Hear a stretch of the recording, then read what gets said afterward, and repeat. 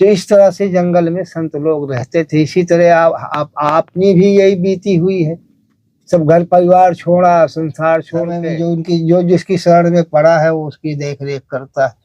तो अब जो हम इतने यहाँ लोग आते हैं, कामदगिरी परिक्रमा करने आते हैं, तो भगवान परिक्रमा करने का कोई नियम होता है? प्रभु गुरु जी का मंत्र जमीन पे बैठ के जाप करना चाहिए या बिस्तर पे भी जाप कर सकते हैं? गृहस्थ जीवन में है प्रभु, उनका भजन कैसे होगा, उनका कल्याण कैसे होगा? गृहस्थ जीवन में ऐसा है कि जो जय सीताराम।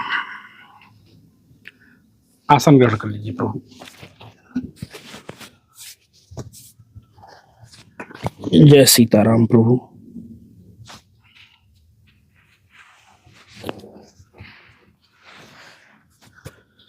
भगवान इसमें थोड़ा सा राशन सामग्री है,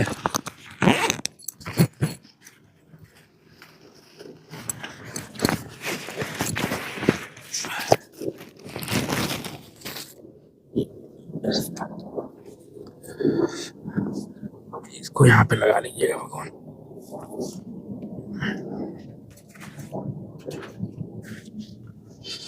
प्रभु जी एक बार हम आए थे यहाँ पे, तो आपका हाथ फ्रैक्चर हो गया था। हाँ। तो कुटिया भी बंद था तो हम चले गए थे। भगवान, हमारा नाम राजेश मौर्य है और हम गोरखपुर से आए हुए हैं। और प्रभु, हमारे चैनल का नाम है संतों के चरणों में, और हम लोग इसी तरह से साधु संत महात्माओं का जो दिव्य वाणी रहता है अपने वीडियो के माध्यम से लोगों तक पहुंचाते रहते हैं। और हमसे जो हो पाता है, जो ठाकुर जी दिए रहते हैं, हम संत महात्माओं के लिए लेके जाते भी हैं भगवान। तो प्रभु, सबसे पहले हम आपका परिचय जानना चाह रहे थे। परिचय क्या है? वैसे तो साधु का क्या कोई परिचय नहीं होता है। अच्छा। अब साधु तो रमते राम होता है जी। परिचय बस एक है, यही परमात्मा। और संत जो संत है तो उनको अपना भजन करके उनका अच्युत गोत हो जाता है। कोई उनका संपर्क वाला गोत नहीं रहता, अच्युत गोत होता है संत का। अच्छा। तो जब संत बन जाता है उसको दीक्षा दिया जाता है। संत का मतलब है संसार से अंत। संत का मतलब संसार से अंत। जो हम संसार से मतलब नहीं है, कुछ नहीं है, जिस घर परिवार को हम छोड़ के आए, हर चीज छोड़ करके चले आए, अब उसकी ओर जाएगा तो फिर वहां संतता नहीं रहती। संत का मतलब है शांत। और शांति कहाँ मिलेगी? जहाँ एक निरंजन दुई सुखी, तीन में खटपट चार दुखी। अगर एक है तो आनंद है, मंगल है, किसी तरह अपना गुजर बसर जंगल में पड़ा है, भजन हो रहा है। एक से अगर दो हो गया तो ही आनंद मंगल है, सब कुछ गाड़ी चलती रहती है। इसके बाद जब तीन हो गया तो वहां खटपट शुरू हो जाती है। अब गुरु जी बैठे हैं, भजन कर रहे हैं, एकांत है कोई, ठीक है, दो और भी हो गए। जब तो ये हुआ भैया जल्ला दो। अब वो बैठे हुए दोनों अपने, वो भी भजन में, अब वो सुन रहे हैं वो कर दे, वो सुन रहे वो कर दे। काम नहीं हो पा रहा है, बस इसी में हो गया कि वो करेगा वो करेगा। अब हो गया खटपट। अब गुरु जी बोले क्यों रे पाएंगे? अरे बोले हम समझे थे वो दे देंगे।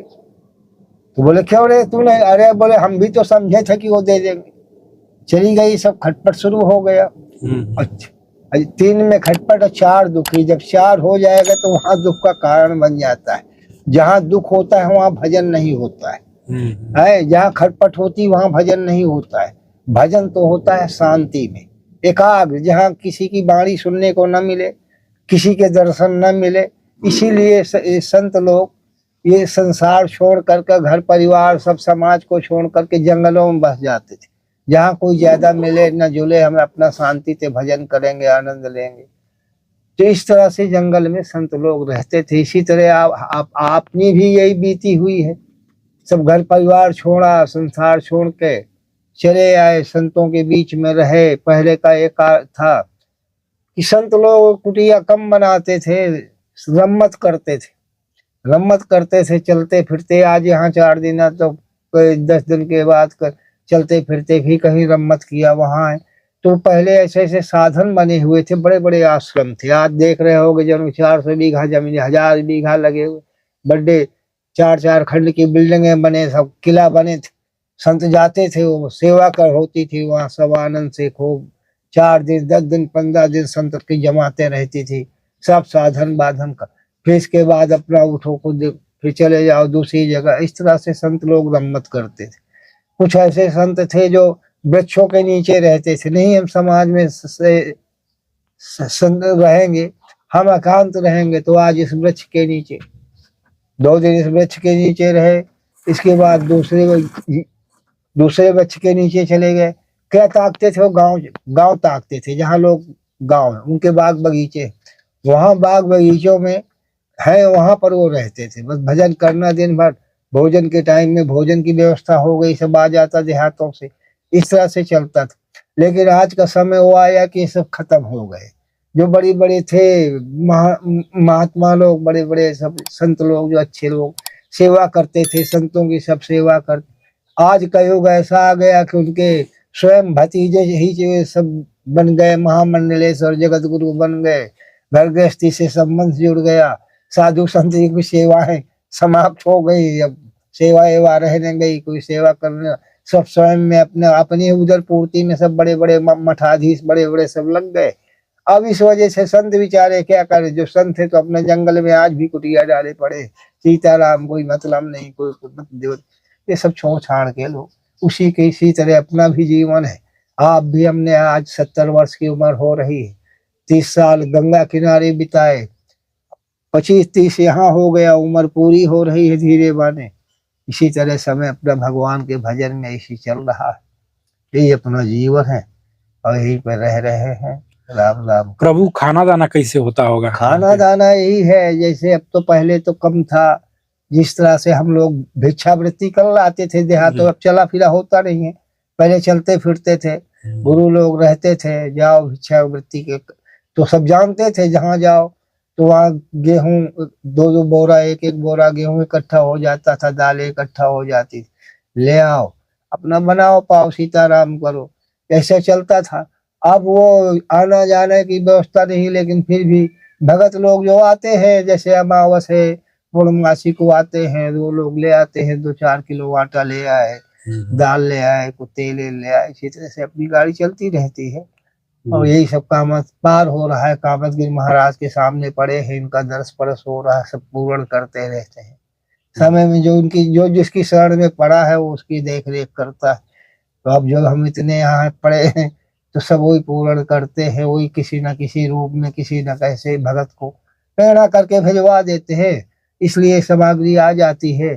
चूल्हा बना है, चूल्हा बनाने में असमर्थता होती है, वृद्धावस्था है, भगत लोग आ जाते हैं तो बनाते नाते हैं, और नहीं तो अपना भैया गैस है तो गैस में अपना 2 टिक्कर बना लिया, पा लिया, भोग लगा करके सीताराम हो गया।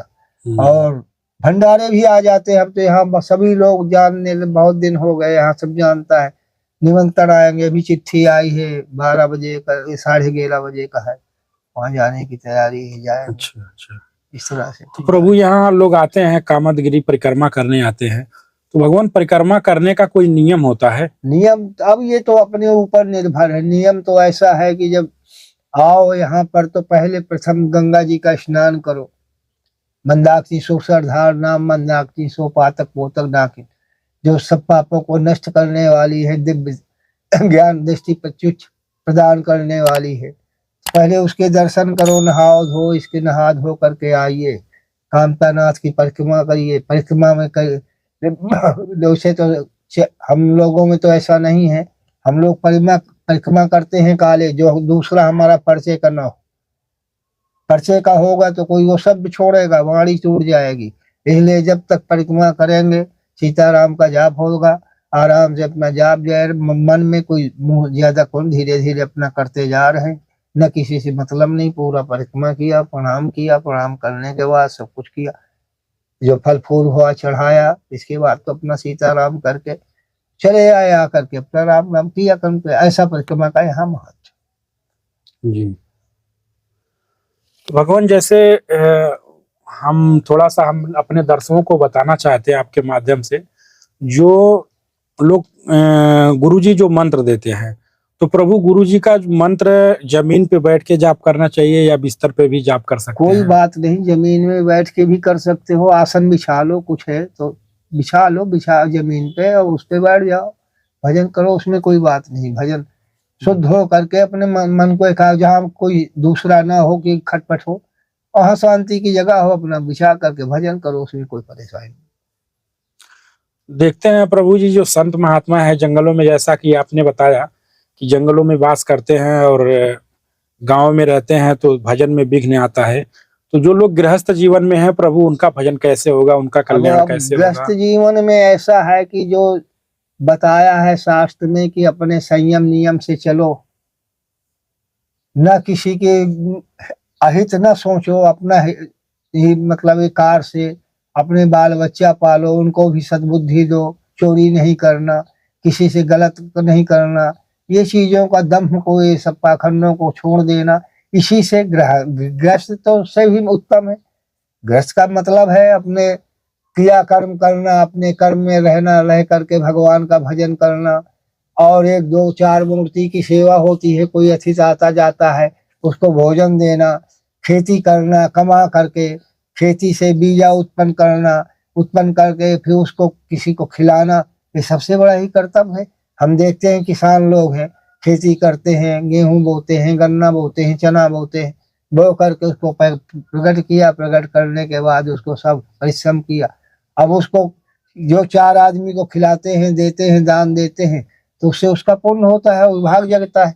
यही है सत्कर्म करना। अब कर्म, उत्तम कर्म करके फिर सत्कर्म करना, यही सबसे बड़ा गृहस्थ का धर्म।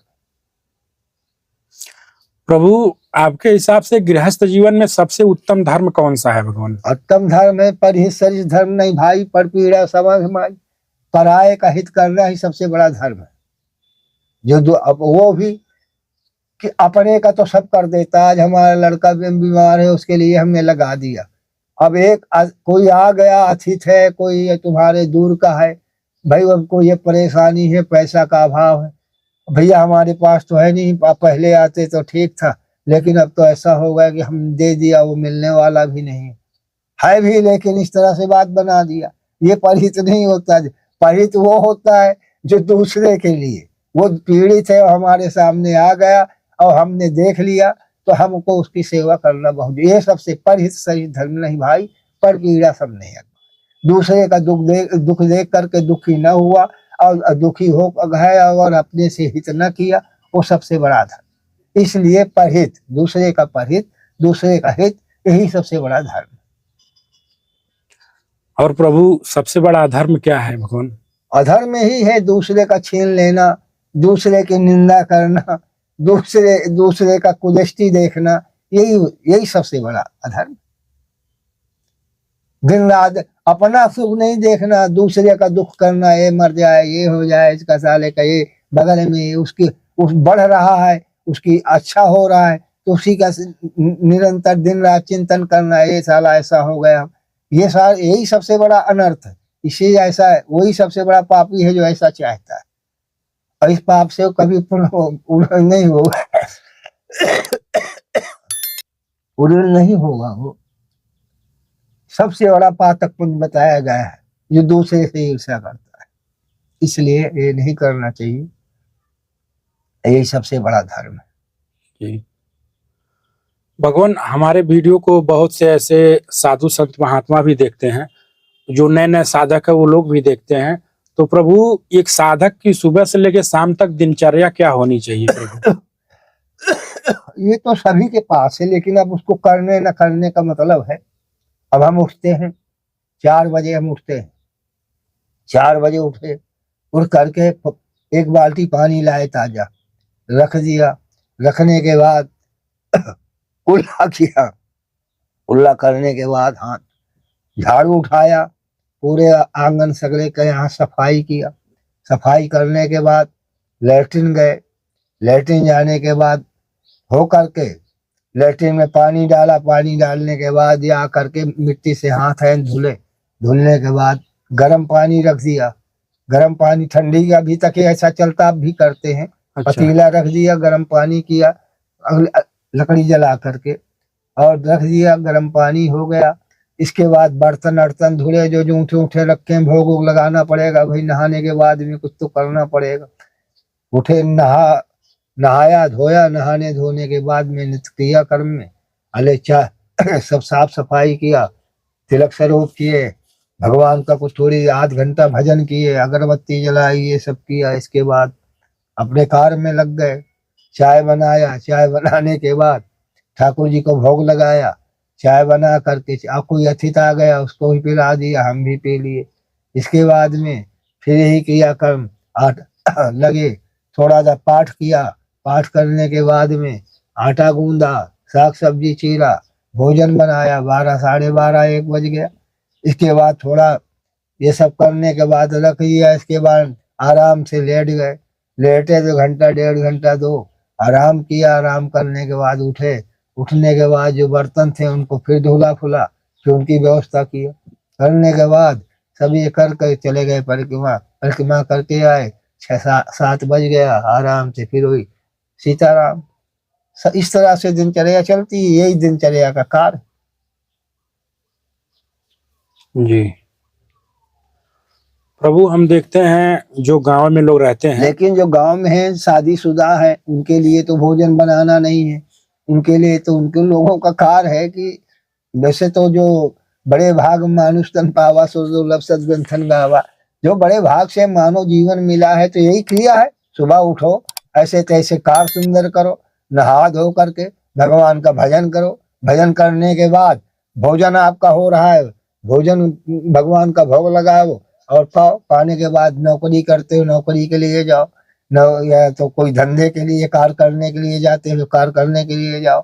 फिर वो एक अपना कार्य करके आओ, करने के बाद अपने घर आओ, घर में आ करके सब देख कैसा क्या है क्या है। इसके बाद फिर वही क्रिया हो गई, भोजन पाओ, आराम करो, सो जाओ। यही क्रियाएं होती हैं और क्या। लेकिन आजकल की क्रियाएं नहीं रह गई। सारा दिन झूठ बोलना, झूठे लेना, झूठे देना, झूठे भोजन, झूठ चवे, सब यही चल रहा है। 24 घंटा झूठ ही बोल रहा है इंसान। दूसरा बात, दिन भर पत्ते खेल रहे हैं, कोई नहीं, अब काम धाम तो हो ही नहीं, कहा चलो पत्ते खेलो, सारा दिन पत्ते खेलते हैं बैठे बैठे। घर के बुलाए भाई ये कर दो तो बोले कैसे हमारे पास समय नहीं। तो ये कार्य थोड़ा है मानव जीवन, जो कार्य है वो कार्य करो। ये वही मानवता का जो कार्य है, जो जिस लेकर हमें मानव जीवन मिला है, ठीक है, संग्रह है, करो। जैसा जीवन में तुमको कर दिया है उसका आनंद लो, और उसी से आपको फल की प्राप्ति होगी। अब सारा दिन मारे कोई, अब वो भूखे फिर रहे हैं, उनको भोजन का नसीब नहीं है, लेकिन सब ऐसे का है, जीवन थोड़ा होता है। इसलिए भैया ऐसा है, किसी से जो जिसकी दिनचर्या बन गई जैसे, तो उसकी तो ठीक है, जिसकी नहीं। सारा दिन हम देखते हैं, सारा दिन दारू पिए घूमते, ना नहाएंगे ना धोएंगे, मर रहे हैं। अब ये भी एक कोई जीवन है। ये सब भगवान जैसे गांव में जो लोग रहते हैं, जाते हैं धाम करने, दूर दूर जगह धाम करने जाते हैं, लेकिन बगल में उनके शिव मंदिर है या जानकी मंदिर है, वहां पे नहीं जाते हैं, तो क्या ये भी कोई पाप है? ये सब ईर्षा है। अच्छा। ये सब ईर्षा है कि आपने मंदिर बनवाया, हम आपके मंदिर में नहीं जाएंगे, लेकिन हम दूसरे के मंदिर में जा करके धामों में चले जाएंगे, वहां दर्शन करेंगे, ये करेंगे। वही है घटाई में गंगा, जब घटाई में है लेकिन वहां नहाने के लिए नहीं है, वहां चले जाएंगे नहाने। ये सब यही तो ईर्षाएं जो इस आदमी में घुसा हुआ है। सर्वव्यापम, जब से हम सब जगह व्यापे हैं, सब हम ही एक ही हैं। ईश्वर अंश, ईश्वर अंश जीव अमनासी चेतन अमल साहस पुरास, सब वही ईश्वर का अंश है, हम सब एक है। उसमें द्वैध भर गया है। तो अब भैया ये तुमने बना दिया इतना बड़ा, लेकिन अपने से नहीं बनाया होता तो कम से कम दर्शन तो हम कर सकते हैं, है? लेकिन नहीं, अब ये है कि हम तो बना नहीं सकते, तो हम उससे ईर्ष्या करते हैं, द्वेष करते हैं। ये सब ऐसा होता है। प्रभु इस कलयुग में राम जी को पाने का कोई सरल उपाय भगवान सबसे सरल उपाय यही है, तुलसी राखे कहते ही निक्षत पाप पहाड़, पुण्यावन पावत नहीं देत नकार की वार। राम नाम का कलयुग केवल नाम आधारा, सुमिर सुमिर न उतरे। कलयुग में केवल एक राम का नाम का आधार है। सदा कोई अरे हाथ दे दिया काम करो, पैर दे दिया चलो, बाणी से है तो सीताराम सीताराम जपते रहो, काम करते रहो, नाम जपते रहो, बस सीताराम सीताराम सीताराम सीता। देखो फिर इसका चमत्कार क्या करके 1 महीना कर लो निरंतर सीताराम का जाप। चल जब नींद आए मत सो जाओ, कोई मतलब नहीं। जब जगो निरंतर सीताराम का जप करो, क्रिया नहाने धोने के बाद में, देखो इसका चमत्कार क्या होता है। लेकिन ना ऐसा होता नहीं ना, हर आदमी को दुख करने में दुख है, कहते हैं हम महाराज न कर पाएंगे। अब समझो ऐसे ऐसे लोग हैं, जब कहाँ से कल्याण होगा। इसलिए सबसे कलयुग केवल नाम आधारा सुमे सुमे नर। कलयुग में केवल राम का नाम का आधार है। इसी का नाम का चिंतन करो और इसे ही कार्य करो तो इसी से कल्याण है, नहीं तो बाकी सीता। ऐसा है भैया। तो दोस्तों हम भी चलेंगे। महाराज जी का सत्संग आप लोग सुने और साथियों आप लोग देख सकते हैं ये महाराज जी की छोटी सी कुटिया है और महाराज जी इसी में निवास करते हैं साथियों। और ये सब सामग्री है और महाराज जी यहाँ पे ठाकुर जी को बिठाए हुए हैं और यहाँ पे महाराज जी का भजन आराधना होता रहता है। ये महाराज जी का बिस्तर है साथियों। और महाराज जी सभी दर्शकों की तरफ से आपके चरणों में एक बार पुनः सादर प्रणाम भगवान। सबको आनंद हो, मंगल हो, हमें ही सब लोग सुखी रहे, आनंद रहे, हमारी तो यही भावना है।